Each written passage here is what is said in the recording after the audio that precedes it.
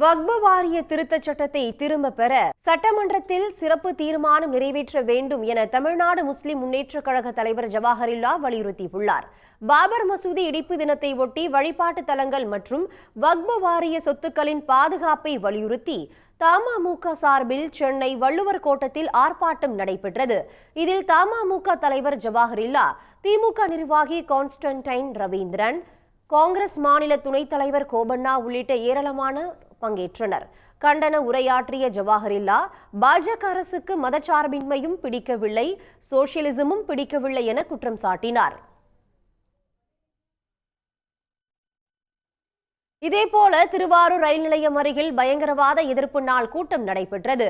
இதில் பங்கேற்று உரையாற்றிய எஸ்டிபிஐ மாநில பொதுச் செயலாளர் அகமது நவவி, வழிபாட்டு தலங்கள் பாதுகாப்பு சட்டத்தை உறுதியாக அமல்படுத்த வேண்டும் என கோரிக்கை விடுத்தார்.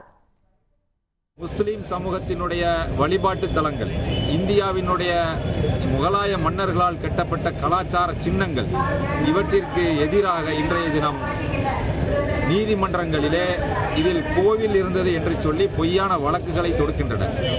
இதில் துரதிர்ஷ்டவசம் என்னவென்றால், நீதிமன்றமும் அந்த வழக்குகளை ஏற்று தொல்லியல் துறைக்கு உத்தரவிடுகிறது.